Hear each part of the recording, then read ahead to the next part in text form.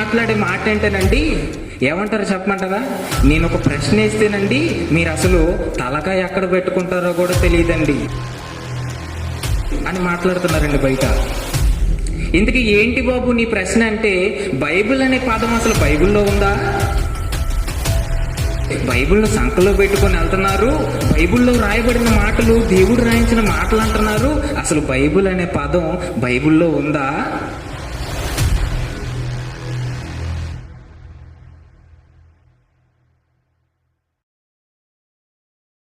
ఈ బైబిల్ అనే పదం బైబిల్లో ఉందా అని మనం ఆలోచించేద్దామండి. పిల్లరా, ఈ బైబిల్లో ఉన్నటువంటి పేర్లు ఎన్నున్నాయో చూద్దాం. ఒకసారి చూడండి. యోహాను సువార్త 10వ అధ్యాయము 34వ వచనం. యోహాను సువార్త 10వ అధ్యాయము 34వ వచనం చూడండి. త్వరగా చదవండి. యోహాను సువార్త 10వ అధ్యాయం 34వ వచనం. అందుకు యేసు, మీరు దైవములని నేనంటినని మీ ధర్మశాస్త్రములో వ్రాయబడి ఉండలేదా? అంటే మీరు దైవములని నేను అన్నాను, ఆ మాట ఎక్కడ రాయబడి ఉంది? ధర్మశాస్త్రంలో రాయబడి ఉంది. అంటే బైబిల్కి ఉన్నటువంటి పేరేంటి? ఏంటి? ధర్మశాస్త్రం. ధర్మశాస్త్రం అనే పేరు బైబిల్కి ఉందా? ఉందండి. ఇంకా ఎన్ని పేర్లు ఉన్నాయో చూడండి. మొదటి పేతురు రాసిన మొదటి పత్రిక, నాకు సమయం లేదు కాబట్టి త్వరగా నేను రిఫరెన్స్ చెప్తూ ఉంటాను, చేయండి ఒకసారి. పేతురు రాసిన మొదటి పత్రిక 4వ అధ్యాయము 11వ వచనం. ఒకడు బోధించిన ఎడల దైవోక్తులను బోధించినట్లు బోధింపవలెను. చూడండి, ఒకరు బోధిస్తేనంట ఎలాంటి వాటిని బోధించినట్లు బోధించాలంట? దైవోక్తులను బోధించినట్లు బోధించాలంట. అంటే బైబిల్కు దైవోక్తులు అనే పేరు కూడా ఉందా? బైబిల్లో రాయబడినటువంటి మాటలను దైవోక్తులను కూడా అంటారా? అవునండి, దైవోక్తులు, ధర్మశాస్త్రం. ఇంకా చూడండి, అదే యోహాను రాసిన పత్రిక 5వ అధ్యాయం 39వ వచనం. యోహాను రాసిన పత్రిక 5వ అధ్యాయం 39వ వచనం చూడండి.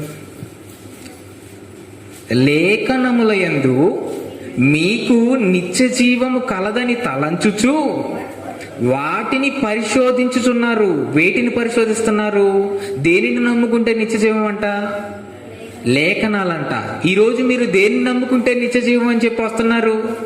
మీ చేతిలో ఉన్న బైబిల్ని నమ్ముకుంటే, ఆ వాటి మాటల చొప్పున, లోపల రాయబడిన మాటల చొప్పున నడుచుకుంటేనే మాకు నిత్య జీవం అనే నమ్మకంతోనే వస్తున్నారా?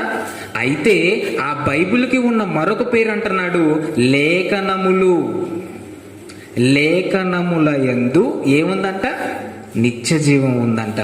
అంటే బైబిల్కున్న మరొక పేరు లేఖనములంట. ప్రారంభంలోనేమో ధర్మశాస్త్ర గ్రంథం, తదుపరేమో దైవోక్తులు, ఇప్పుడేమో లేఖనములు. ఇంకా చూడండి, పేతురు రాసిన మొదటి పత్రిక 2వ పత్రిక చూడండి, 1వ అధ్యాయం 20వ వచనం.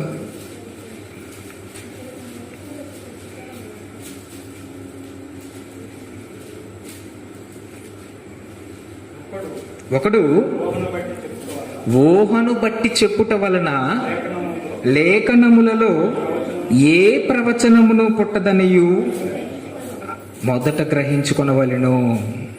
ఏమంటున్నాడు? ఒకడు ఎలా చెప్తాం వలనంట? ఊహను బట్టి చెప్పటం వలన. ఎవరో మట్టి మెదడులో వచ్చినటువంటి, ఏ మనిషి మట్టి మెదడులో వచ్చిన ఆలోచన వలననో రాయబడింది కాదు బైబిల్.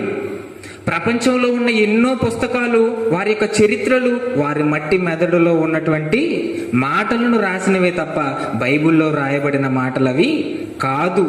అందుకే దాన్ని అంటున్నాడు, ఏమంటున్నాడు? ఒకడు తన ఏమంటున్నాడు? ఊహను బట్టి చెప్పుట వలన లేఖనములలో ఏ ప్రవచనమును పుట్టదు.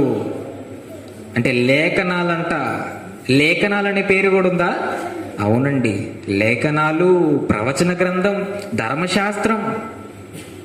ఏమండి, తదితర ఇంకోటి ఏంటి? దైవోక్తులు. ఎన్ని పేర్లండి? ధర్మశాస్త్రం అనే పేరుంది, దైవోక్తులు అనే పేరుంది, లేఖనాలు అనే పేరుంది, ప్రవచన గ్రంథం అనే పేరుంది, నిబంధన గ్రంథం అనే పేరు కూడా ఉంది. ఇవన్నీ ఎవరికి తెలుసు? బైబిల్ని చదివే వారికి తెలుసు, బైబిల్ను నేర్చుకునే వారికి తెలుసు, బైబిల్ ముందు కాళ్ళు మోకాళ్ళు వేసి దానిని నేర్చుకునే వారికే బైబిల్ తెలుసు. ఇది తెలియనటువంటి వీరు కొంతమంది మాట్లాడే మాట ఏంటనండి, ఏమంటారు చెప్పమంటారా? నేను ఒక ప్రశ్న వేస్తేనండి మీరు అసలు తలకాయ ఎక్కడ పెట్టుకుంటారో కూడా తెలియదండి అని మాట్లాడుతున్నారండి బయట. ఇంతకీ ఏంటి బాబు నీ ప్రశ్న అంటే, బైబిల్ అనే పదం అసలు బైబిల్లో ఉందా? బైబిల్ అనే పదం అంట బైబిల్లో ఉందా? మరి ఇవన్నీ ఏంటి? దేనికున్న పేర్లు ఇవన్నీ? బైబిల్కున్న పేర్లు. అయితే విచిత్రంగా తెలియకుండా వీళ్ళు మాట్లాడే మాట ఏంటంటే, బైబిల్ను సంకలో పెట్టుకొని వెళ్తున్నారు, బైబిల్లో రాయబడిన మాటలు దేవుడు రాయించిన మాటలు అంటున్నారు. అసలు బైబిల్ అనే పదం బైబిల్లో ఉందా? ఏమంటే చూసారా? నిజంగా ఉందంటారా లేదంటారా మీరు చెప్పండి. ఉందన్న వాళ్ళు చేతులు ఎత్తండి. ఉందా? మరి చూపించరే. ఏంటి బైబిల్ అనే పదం బైబిల్లో ఉందా అంటే ఉంది.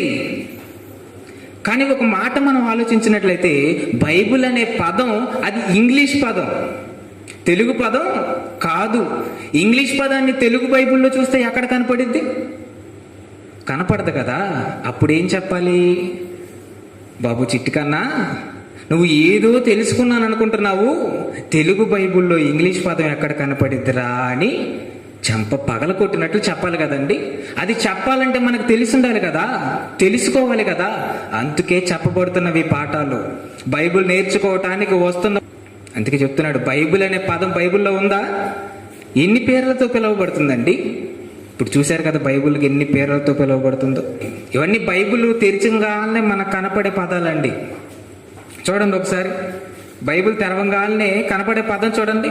ఏమంటే బైబిల్ అనే పదం బైబిల్లో ఉందా అంటే, బైబిల్కి ఏం పేరుంది? పరిశుద్ధ గ్రంథం అని కూడా పేరుంది. ఆ పేరు చూడండి, బైబిల్ తీయంగానే మనకు బైబిల్ మీద అట్ట మీద కనపడే పేరు పరిశుద్ధ గ్రంథము. తదుపరి ఒక పేజీ తిప్పంగానే కనబడే పేరు పరిశుద్ధ గ్రంథము. ఇందు పాత నిబంధన గ్రంథమును క్రొత్త నిబంధన గ్రంథమును ఇమిడి ఉన్నవి, రెండు ఉన్నాయంట. అయితే ఇది ఆదిమ, హెబ్రీ, గ్రీకు భాషలలో నుండి భాషాంతరము చేయబడినవి. అంటే బైబిల్ను మొట్టమొదటి పేజీ తీస్తే మనకు కనబడే పేరేంటి? బైబిల్కున్న పేరు. తదుపరి బైబిల్లో ఉన్న పుస్తకాలు ఏ భాషలో రాయబడ్డాయో మనకి కనబడతాయండి.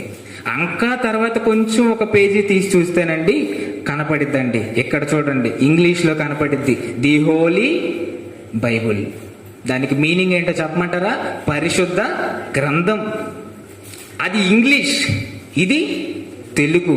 మరి బైబిల్ అనే పదం ఇంగ్లీష్ అయితే తెలుగు బైబిల్లో ఎక్కడ కనపడుతుందండి? అది చూసి